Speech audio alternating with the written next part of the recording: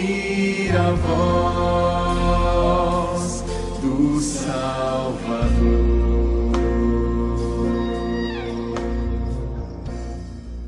Queria convidar você a abrir sua Bíblia em Mateus, capítulo 14.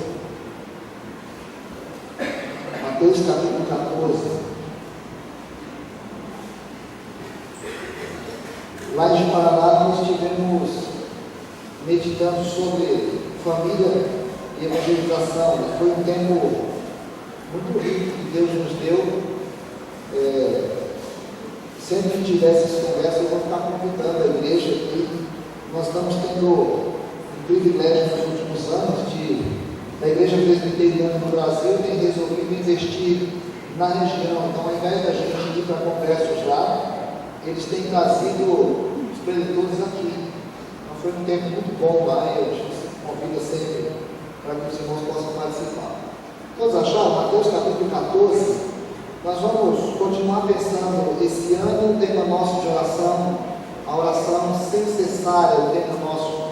Queremos pensar esse resto de ano a oração como a possibilidade que a gente tem de ir além de nós mesmos, de olhar onde é que nós estamos, de olhar a nossa situação, de olhar o nosso coração, de olhar a nossa vida, e a gente compreender que nós podemos ser mais do que humanos em Cristo.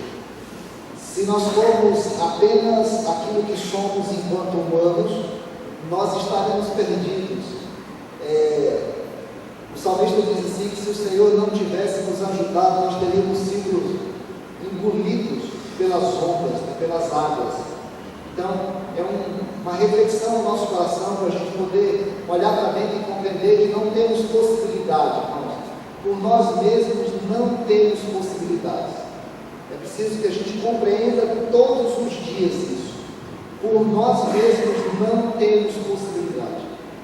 Somos instados pelo Espírito Santo de Deus a entendermos que o nosso olhar pode estar além da realidade quando nós somos capazes de olhar para Jesus. Então, Mateus capítulo 14, versículo 22 a 33, um texto conhecido, diz que teve a multiplicação dos pães, a primeira multiplicação dos pães, e aí logo a seguir compeliu Jesus os discípulos a embarcar e passar adiante dele para o outro lado, enquanto ele despedia as multidões. E despedidas as multidões, subiu ao monte a fim de orar sozinho. Em caindo a tarde, lá estava ele, só. Entretanto, o barco já estava longe, a muitos estádios da terra, açoitado pelas ondas, porque o vento era contrário. Na quarta vigília da noite foi Jesus ter com eles, andando por sobre o mar. E os discípulos, ao verem-no andando sobre as águas, ficaram aterrados e exclamaram: é um fantasma! E tomados de medo gritaram. Mas Jesus imediatamente lhes disse: tende bom ânimo, sou eu, não temais.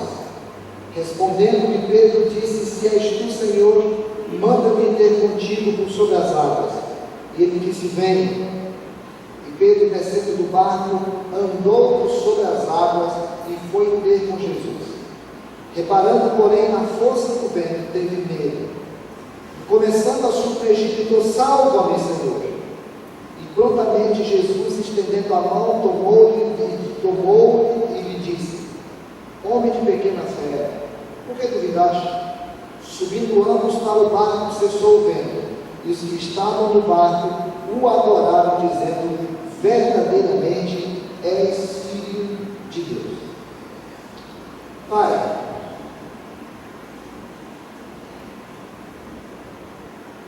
quão frágil é o nosso coração, na hora das angústias, na hora dos medos, na hora das dúvidas, na hora das tentações, na hora das provações,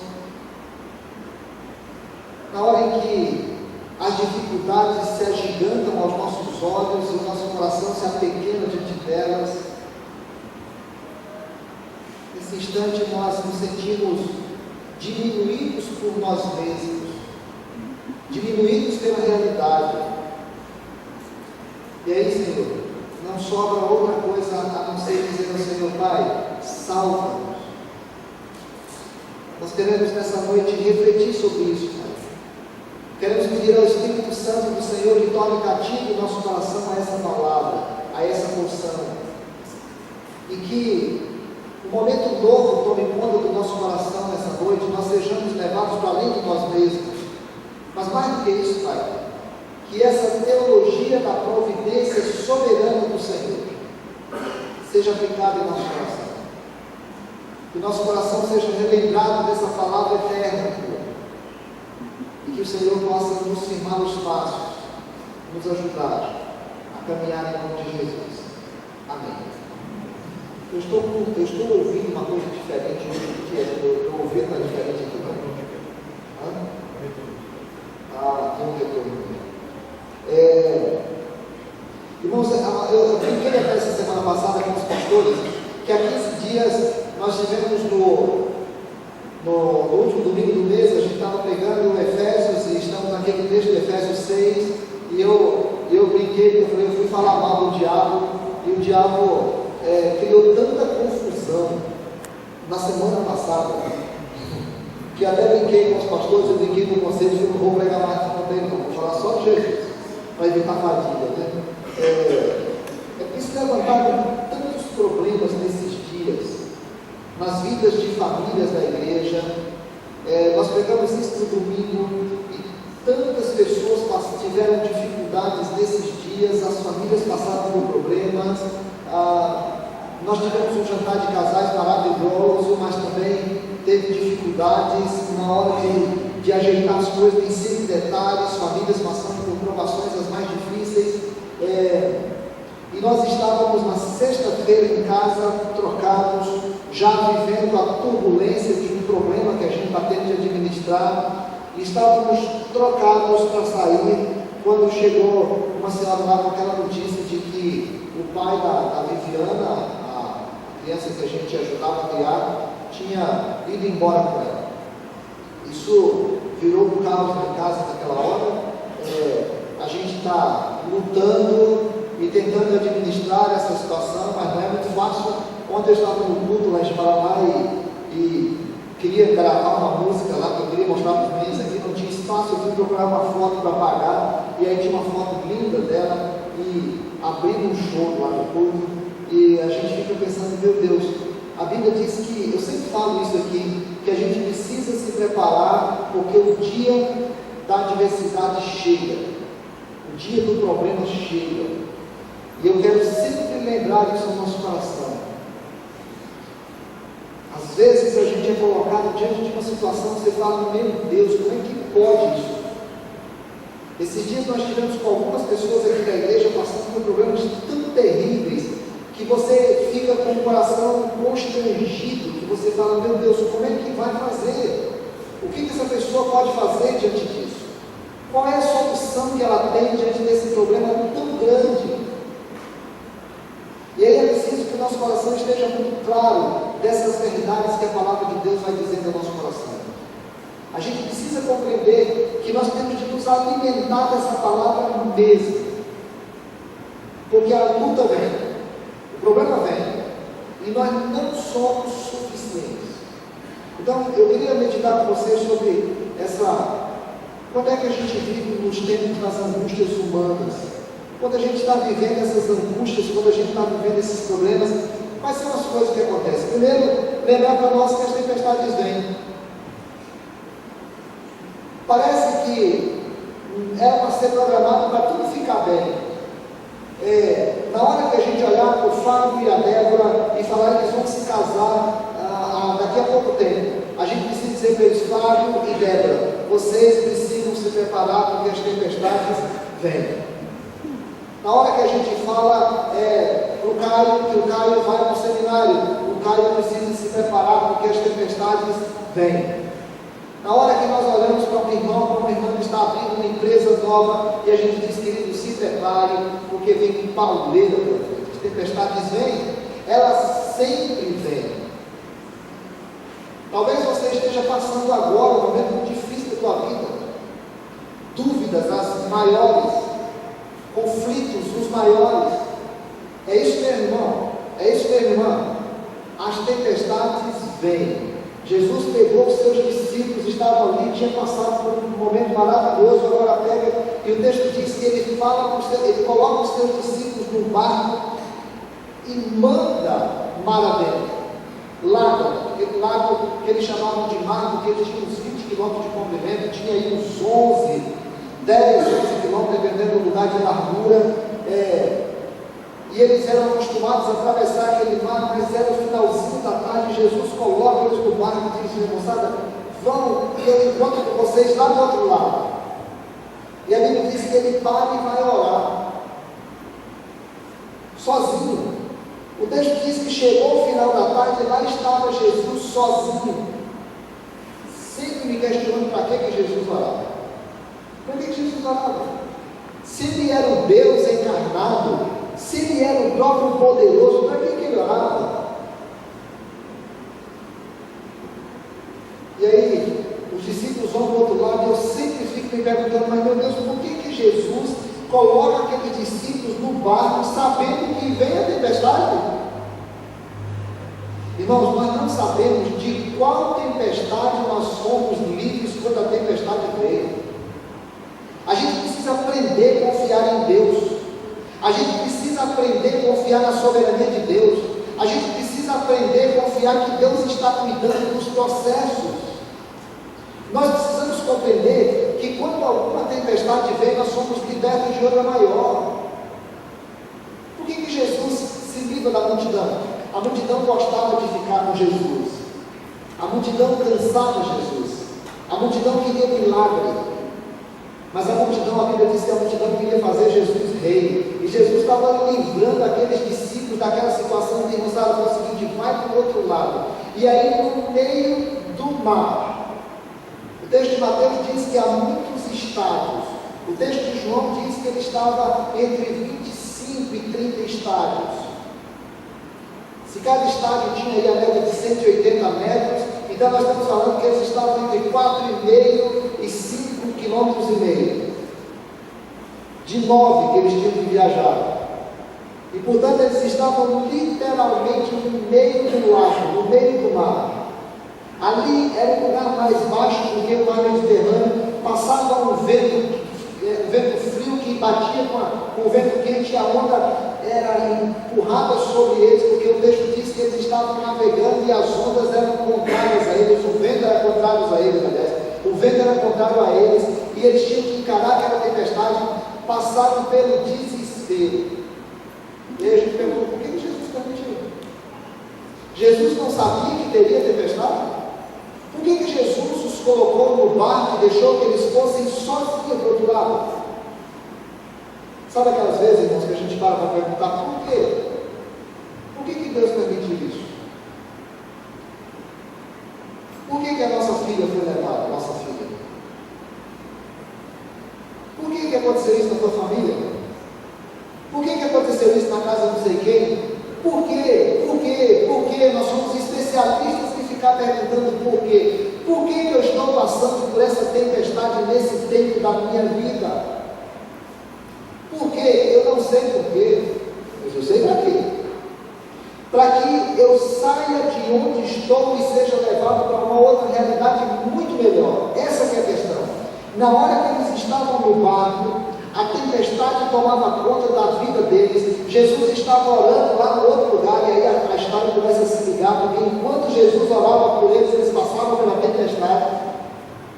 Eu sempre me lembro daquela palavra de Jesus dizendo: vocês não viram Satanás, mas eu orava quando ele vinha sobre vocês. Irmão, você nunca vai estar sozinho. Jesus um dia prometeu: eu nunca vou te deixar, jamais vou te abandonar, eu sempre vou estar com você. O Senhor é o meu pastor e em nada me faltará. Ainda que eu ande pelo vale da sombra da morte, Ele estará comigo. As tempestades vêm, irmão, não tenho dúvida. Pode ter certeza que elas chegarão. Segundo lugar, as dúvidas também vêm. Porque no meio, quando está tudo a gente ver Deus abençoando.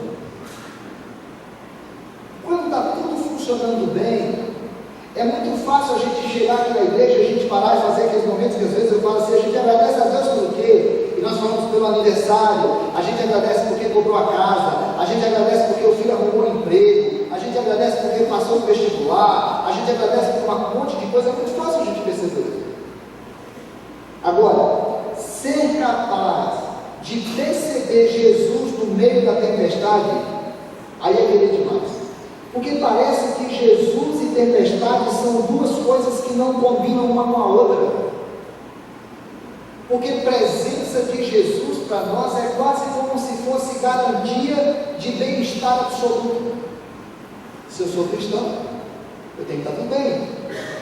Se eu creio em Jesus, a minha vida tem que estar funcionando tudo direitinho. Se Deus está presente, nada de mal vai acontecer. Um dia o povo de Israel estava cativo lá na Babilônia e eles diziam, os profetas diziam a eles, fiquem tranquilos, Deus está conosco, portanto nada vai de mal nos acontecer. E o Senhor manda falar para eles, nada, fiquem tranquilos, nada pode ficar aí, vocês vão passar por esse tempo todinho de 70 anos.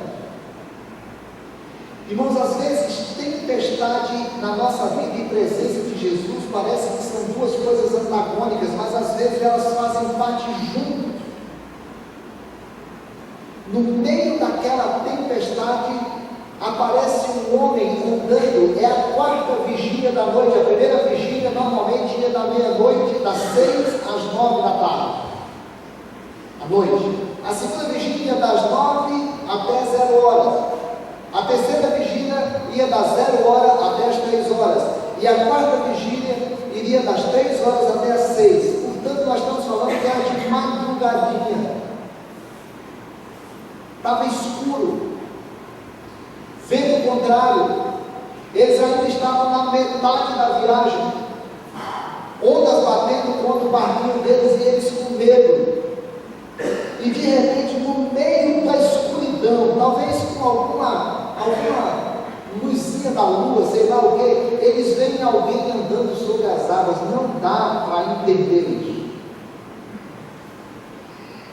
Eu posso entender um homem que manda parar o mar, porque eu já vi. Eu posso entender um homem que multiplica pães, porque eu já vi. Mas eu nunca vi um homem andando sobre as águas. E aí, quando esse homem vem andando sobre as águas, ele ainda fala: não tenha medo, tenha bom ânimo, sou eu.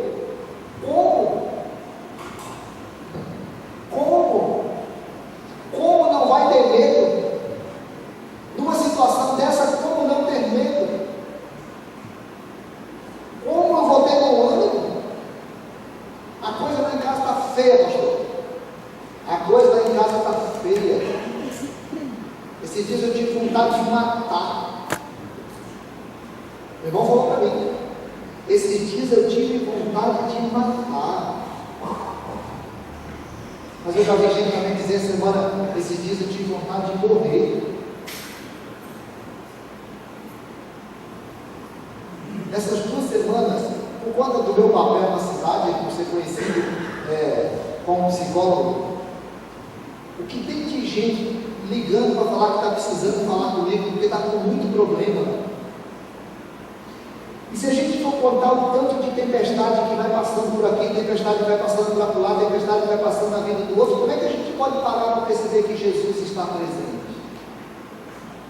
Jesus está presente na tua tempestade? Jesus está presente na tua agonia? Você acredita que Jesus está com controle sobre a situação a ponto de olhar para você e dizer assim: não tenha medo, te acalma? Essa expressão é muito bonita, porque Jesus diz assim: sou eu. No meio dessa agonia toda, você precisa perceber que eu estou aqui. Sou eu.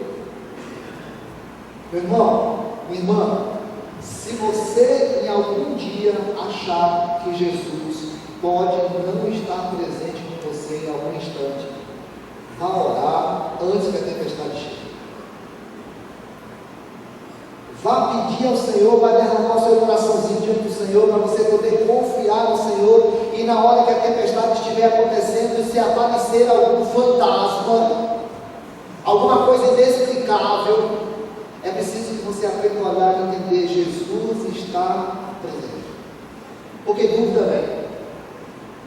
Mas também vem momentos de euforia, vem aqueles momentos que a gente, não, mas agora vai. Eu sei que Deus vai abençoar, eu sei que Deus vai me ajudar, eu sei que tudo vai ficar bem, eu creio em Deus. E aí, na hora que a gente dá uma animada, a angústia veio, tomou conta da nossa vida, nos empurrou para o buraco, e agora nós estamos meio assim. Aí nós oramos ao Senhor e Deus vai abençoar. Pedro olhou para Jesus e disse assim: Senhor, se és tu mesmo, manda que eu ande sobre as águas. Gente, fala sério, esse Pedro é bom. Esse Pedro é bom. De vez em quando a gente ouve um sermãozinho reclamando do Pedro. Raramente nós vemos um sermãozinho reclamando do Zebulon, né? Raramente a gente vê um sermãozinho reclamando do Bartolomeu. Esse povo some. O Pedro de vez em quando aparece porque quis cortar o leito do cara, aparece porque levou Jesus lá não sei aonde, aparece porque Pedro era meio, mas o Pedro é corajoso. O Pedro, o rei da tempestade, quando todo mundo estava aterrado de medo, quando todo mundo estava angustiado de medo, Pedro disse: Senhor, se for o Senhor mesmo, manda que eu ande sobre as águas. 100 anos e uma Coca-Cola para fazer isso. Para começar, não sei nadar. Não vou, como diz o cearense sofisticado, de modos é de réus, né? De jeito nenhum. Não vou de jeito nenhum, amigo. Mas o Pedro foi tomado por uma euforia, o Pedro foi tomado por uma fé, e ele disse: Senhor, se for, manda eu ir. E o Senhor falou: vem. E ele botou o pezinho dele para fora do lago, no meio da tempestade, e andou. E aí eu acho uma coisa espetacular, sabe por quê, irmãos? Porque apesar da fé, apesar dele andar, apesar da confiança que ele teve em Jesus, a tempestade continuou. Não imagine que a tua fé é para a tempestade. Não imagine que a tua ousadia restaura tudo. Não imagine que a tua capacidade de crer faz com que Deus mude os propósitos. Deus continua controlando a situação, a tempestade vai passar quando Ele quiser. Se Ele quiser. A promessa não é que a tempestade pare, a promessa é da presença de Jesus no meio da tempestade. Esteja você desesperado, esteja você com dúvida, esteja você com euforia de fé, esteja você como estiver, o Senhor vai continuar trabalhando o propósito dele no coração dos discípulos, apesar da tempestade. Quarto lugar, vem nosso momento de desespero. É aquele instante que a gente diz: oh Deus, eu criei tanto, oh Deus, eu orei tanto, oh Deus, eu busquei tanto. Eu sei que nos meus momentos de angústia a tempestade vem. Eu sei que nos meus momentos de angústia a dúvida vem, mas eu criei, eu orei, eu ousei, eu agi, eu fiz. Mas a tempestade continuou. Eu estou aqui agora andando no mar, eu sei que o Senhor está diante de mim, o barco está atrás de mim, mas o vento continua batendo, as ondas continuam batendo contra nós, está de noite, de madrugada, e o texto diz que ele passou a olhar para as ondas. Naquela hora, irmãos, o coitado do Pedro se perdeu. Ele foi olhar para as ondas, ele foi olhar para o problema, ele foi olhar para o perigo, ele foi olhar para o que estava acontecendo e não para Jesus. Eu sempre lembro de uma frase que o Moreira mandou para mim. Uma vez ele estava lá em Paraná, lá em Guajará-Mirim. Acho que ele estava aprendendo a usar os meios de telefone lá naquela época de estava começando o SMS. E ele mandou uma mensagem para mim dizendo assim: não diga Senhor, eu tenho um grande problema. Diga para o problema, eu tenho um grande Deus. Olha, no dia em que a tempestade toma conta do teu coração,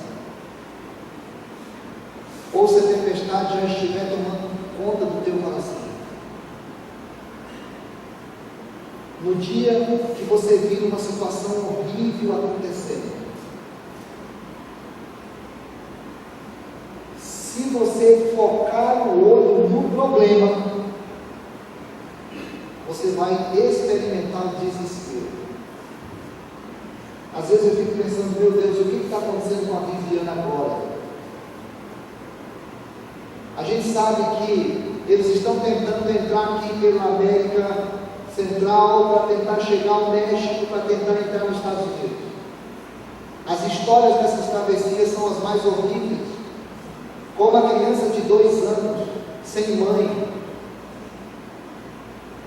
Muitas vezes, se a gente parar para olhar, vem desespero. Sentado esses dias com um casal de irmãos, passando por um momento difícil da vida deles. Eu não os conheço direito, a gente convive há pouco tempo. E ele muito tranquilo, muito sóbrio diante de Deus. E ele falou para mim assim, pastor, eu sei que Deus está cuidando, mas eu estou com muita raiva. E eu estava falando para ele, irmão, muda o foco do teu olhar. Se você não mudar o foco do teu olhar, o desespero vai tomar conta da tua vida. Não olha para a força da tempestade.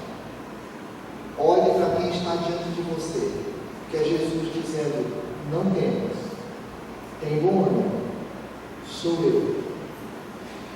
É preciso que nós ouçamos o Espírito Santo de vez em quando dizendo isso ao nosso coração, não temas,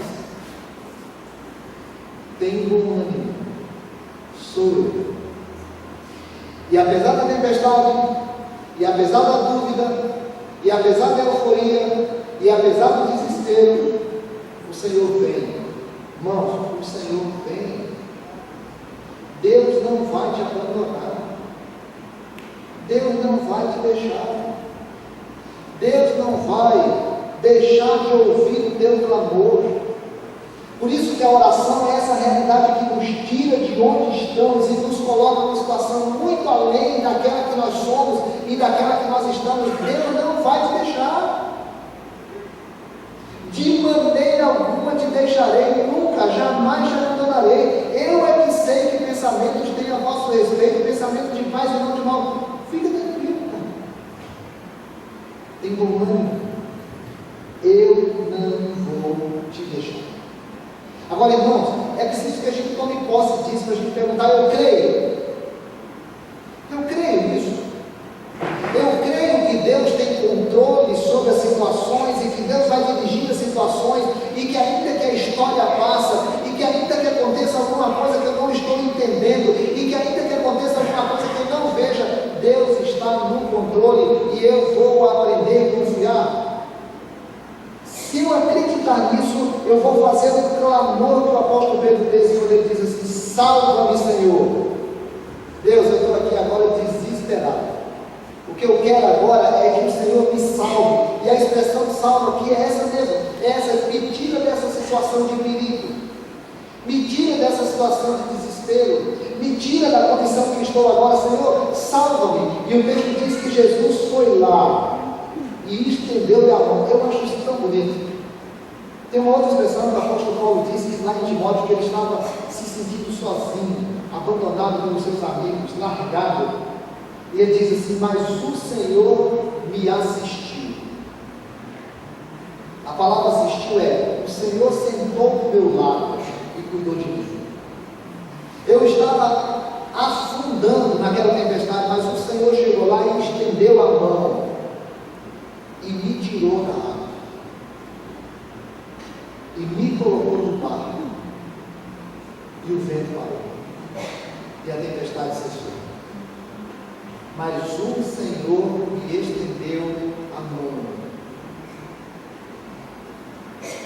Querido, é preciso que a gente aprenda que a nossa oração é sempre sempre esse clamor: Senhor, salva-me, Senhor, me ajuda na minha angústia, e o Senhor vai tirar de onde estou e vai me colocar numa outra situação totalmente diferente daquela que me causou angústia. Você entende que Deus sabe o que você está passando? Que Deus sabe o que eu estou passando? Que Deus sabe o que a Adela está passando? Que Deus sabe o que essas famílias que estão vivendo angústias esses dias, Deus sabe, irmão. Deus sabe. E Ele quer nos ensinar a passar pela tempestade, olhando para Ele. Ele quer nos ensinar. Você pensou que eu estava lá. Você entrou no barco e achou que eu tinha ficado lá. Você não imaginou, em hipótese alguma, que eu viria andando sobre as águas para te estender a mão. Eu sei que você é meio assim, mas eu quero que você aprenda. Pena que você não teve fé. O texto termina essa história dizendo que os que estavam no barco o adoraram, dizendo: verdadeiramente é o Filho de Deus. Às vezes, irmãos, no final de uma história, o Senhor está querendo nos ensinar a confiar nele. Se nesse instante a tua vida espiritual está entrando num buraco e você está vendo um redemoinho que está te engolindo, e você está se afastando do caminho do Senhor, e o pecado está engolindo a tua vida, e o inimigo tem destruído o teu ânimo, e você tem perdido a vontade de servir ao Senhor, e você está se encantando com o mundo, o Espírito Santo está dizendo para você: tem bom ânimo, estenda a tua mão, que eu vou te tirar daí. Se a tua casa está sendo engolida pelos problemas, as dificuldades tomaram conta da tua realidade, você está com medo, e você não sabe o que vai acontecer amanhã. Se a tua filha está no deserto, largada, sem cuidado, sem saber o que vai acontecer, se alguma coisa tem tomado conta da tua existência, da tua sensibilidade, você está se vendo no meio de uma tempestade, aprenda que você não consegue sair dali para além da tua realidade, mas se você estender a mão para o Senhor e pedir: Senhor, me salva, Ele vai te tirar e vai te colocar em águas tranquilas e mansas, porque o Senhor faz isso com os seus filhos. O Senhor ama. O Senhor ama.